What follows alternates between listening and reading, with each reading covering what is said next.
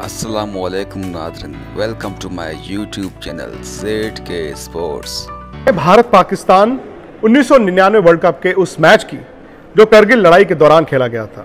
जो हालात आज हैं वही हालात आज से 20 साल पहले भी, लेकिन ये मुकाबला ऐसा था जो लोग आज भी नहीं भूलते। लेकिन ये मैच टेंशन भरा मैच था क्योंकि करगिल में लड़ाई चल रही थी और वहां पर मैदान पर लड़ाई थी मैनचेस्टर। 8 जून सर्द सुबह थी। आज बात करते हैं भारत पाकिस्तान 1999 वर्ल्ड कप के उस मैच की जो करगिल लड़ाई के दौरान खेला गया था। जो हालात आज हैं वही हालात आज से 20 साल पहले भी थे। इस वक्त अगर भारत और पाकिस्तान सरहद पर जंग के बारे में सोच रहे हैं या माहौल कुछ इस तरह का बना हुआ है कि शायद आर पार की लड़ाई हो, आज से 20 साल पहले भी हालात कुछ इसी तरह के थे। परवेज मुशर्रफ ने कू किया था पाकिस्तान में, वहां के प्राइम मिनिस्टर नवाज शरीफ को पता नहीं चला, उनकी कुर्सी चली गई और मुशर्रफ जो कि आर्मी के जनरल भी थे, उन्होंने भारत पर चढ़ाई कर दी थी। ये करगिल की लड़ाई थी जो कि टेक्निकली 14 मई को शुरू हुई थी और ये लड़ाई 20 जून खत्म हुई थी। 1999 की मैं बात कर रहा हूं और उसी दौरान इंग्लैंड में वर्ल्ड कप खेला जा रहा था। अच्छा, वो वर्ल्ड कप बड़ा अजीब सा वर्ल्ड कप था क्योंकि भारत की टीम अच्छी थी लेकिन भारत की टीम सुपर 6 के आगे जा नहीं पाई। लेकिन ये मुकाबला ऐसा था जो लोग आज भी नहीं भूलते। वो मैच खेला गया था मैनचेस्टर, उसी मैदान में जहां पर इस साल 16 जून को भारत और पाकिस्तान की टीमें आमने सामने हो सकती हैं। अब उस वक्त हालात क्या होंगे, क्या भारत पाकिस्तान को वर्ल्ड कप में खेलेगा नहीं खेलेगा, वक्त बताएगा। लेकिन अगर वक्त की सुई पीछे जाए और 20 साल की उन यादों को ताज़ा करे, उस वक्त मैं इंडियन एक्सप्रेस अखबार में काम करता था और मेरा काम यह था कि मैं डेस्क पर हेल्प करूं। एक यंग राइटर होने के नाते क्रिकेट का मुझे शौक भी बहुत ज़्यादा था और वो वर्ल्ड कप ऐसा था जिसमें राहुल द्रविड़ ने खूब सारे रन बनाए थे। लेकिन ये मैच टेंशन भरा मैच था क्योंकि करगिल में लड़ाई चल रही थी और वहां पर मैदान पर लड़ाई थी मैनचेस्टर। 8 जून सर्द सुबह थी। मैनचेस्टर में वैसे भी थोड़ी ठंड ज़्यादा होती है और कहते हैं कि मैनचेस्टर में अगर कोई भी टेस्ट मैच बिना बरसात के निकल जाए तो वो गनीमत हो, लेकिन ये वनडे मैच था। 8 जून 1999, नीले कपड़ों में भारतीय टीम और हरे कपड़ों में पाकिस्तान की टीम। पाकिस्तान के कप्तान थे वसीम अकरम, भारत के कप्तान थे मोहम्मद अजहरुद्दीन। और दोनों कप्तान जब टॉस के लिए उतरे तो ठंड का माहौल था, सुबह रोशनी भी कम थी क्योंकि जब धूप नहीं निकली तो बादलों के बीच वो मैच खेला गया था। मुझे याद है कि सुबह कमेंटेटर्स ने कहा था कि कंडीशंस को देखते हुए पाकिस्तान बहुत बड़ा दावेदार है, बहुत बड़ा फेवरेट होगा क्योंकि पाकिस्तान के पास आउटस्टैंडिंग फास्ट बॉलर थे। वसीम अकरम थे, शोएब अख्तर थे और उनके पास रजाक और अजहर महमूद के तौर पर अच्छे ऑलराउंडर्स भी थे और सकलेन मुश्ताक उनके स्पिनर थे।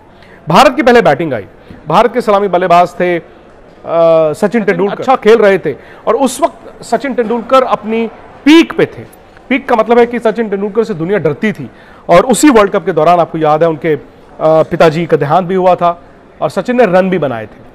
तो सचिन तेंदुलकर जब तक बैटिंग कर रहे थे पाकिस्तान डरा हुआ था, सहमा हुआ था। वो इसलिए सहमे हुए थे क्योंकि सचिन तेंदुलकर अगर लंबी पारी खेलते तो मैच को बदल सकते थे। लेकिन भारत की दिक्कत यह थी कि सचिन के 45, रमेश के 20 और राहुल द्रविड़ के जो 61 रन थे वो उस रेट पर नहीं आ रहे थे जिस रेट से भारत चाहता था। यानी कि पाकिस्तान ने अच्छी गेंदबाजी की और पाकिस्तान की पकड़ में था मैच। फिर कप्तान मोहम्मद अजहरुद्दीन ने एक तेज तर्रार पारी खेली। अजहरुद्दीन ने बनाए 59 रन सिर्फ 77 गेंदों में और खास बात यह थी कि सकलेन मुश्ताक जो उस वक्त दूसरा से सारी दुनिया को परेशान करते थे, अंत के जो ओवर थे, जो लास्ट 10 ओवर थे, अजहर भाई ने सकलेन मुश्ताक को टारगेट किया, उनको लंबी हिटें भी मारी और सकलेन मुश्ताक का बड़ा रेयर फेलियर था उस दिन। उनको 10 ओवर में खूब सारे रन बने और भारत जैसे तैसे करते करते 227 रन तक पहुंच गया 6 विकेटों के नुकसान पर। अब आज की तारीख में 50 ओवर में 227 रन, 6 विकेटें, रन काफी नहीं। उस दौरान भारत ने 227 रन बना तो दिए 6 विकेटों के नुकसान पर, लेकिन पाकिस्तान की बल्लेबाजी भी बड़ी मजबूत थी।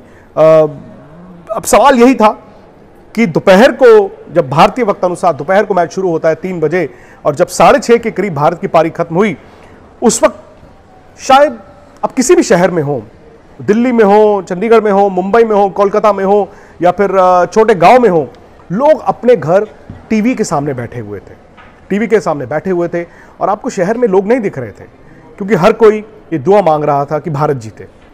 उसके बाद उस दिन भारत ने ऐसी गेंदबाजी की जो कहते हैं ना कि मतलब कभी कभी होती है।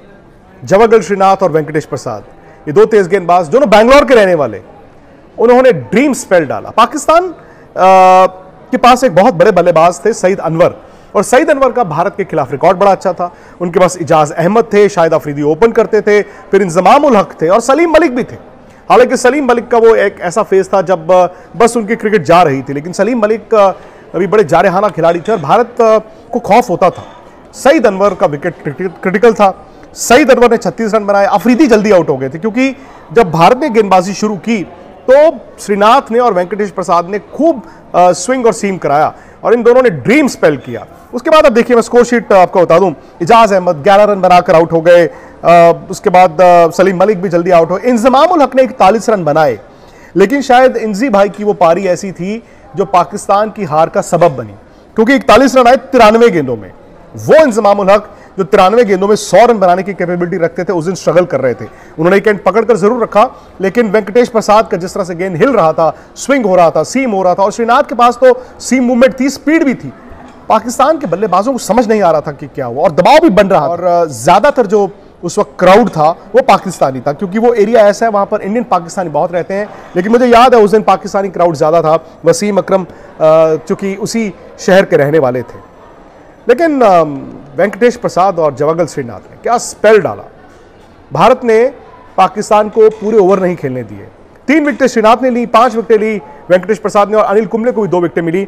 और नतीजा यह हुआ कि 180 रन पर पाकिस्तान ऑल आउट हो गया। चलिए, जीत हो गई भारत की। और मैदान में अगर आपको विजुअल्स दिखें, मतलब खिलाड़ी जो थे भारत के, ऐसा लगा जैसे वर्ल्ड कप ही जीत गए। हालांकि टीम सुपर 6 से बाहर हो गई और यही पाकिस्तान की टीम वर्ल्ड कप फाइनल खेली थी 1999 में, लेकिन भारत के खिलाड़ियों को ऐसा लगा कि भाई हमने वर्ल्ड कप जीत लिया है। क्योंकि बैकग्राउंड, जैसे मैंने आपको बताया, इस मैच की ये थी कि टेंशन बहुत ज्यादा थी। कपिल देव जो कि 1983 वर्ल्ड कप विनिंग टीम के कप्तान थे, जब करगिल का वॉर चल रहा था और वहां पर शहादत हो रही थी, उन्होंने एक एग्जीबिशन मैच कराया था। फिल्म स्टार्स और क्रिकेटर्स को लेकर गए थे करगिल में। वो उन्होंने मार्टियर्स के लिए ये मैच करवाया, और उस मैच के जो प्रोसीड्स थे वो उन परिवारों को गए जिनके लोग शहीद हुए थे। और उस वक्त पूरे देश में माहौल जो है वो जंग का था। एक तरफ जंग और दूसरी तरफ ये क्रिकेट वर्ल्ड कप। सबसे खूबसूरत उस दिन जो लम्हा था या जो दृश्य थे, अब पता नहीं आपको वो पुरानी फुटेज कहीं मिल सकती है कि नहीं मिल सकती है। हम सब ने देखा, रात के तकरीबन 10:30 के करीब भारत की जीत हुई थी भारतीय वक्त अनुसार। और जो आपके सैनिक थे, जो आपकी आर्मी थी, जो आपके जवान थे, जो टाइगर हिल की लड़ाई के लिए करगिल में लड़ रहे थे, उन्होंने रात को जश्न मनाया। हर न्यूज़ चैनल पर उस वक्त वो तस्वीरें आई, अगले दिन अखबार में वो तस्वीरें आई, और सबका ये कहना था जवानों का कि आज हमने दिवाली मनाई है, क्योंकि करगिल से हजारों मील दूर इंग्लैंड में भारत ने पाकिस्तान को मैदान में हराया था। वो मैच कभी भुला नहीं सकते। ये कहना गलत नहीं होगा कि भारत ने मैदान पर भी उस वक्त पाकिस्तान को हराया था, और इस लड़ाई में करगिल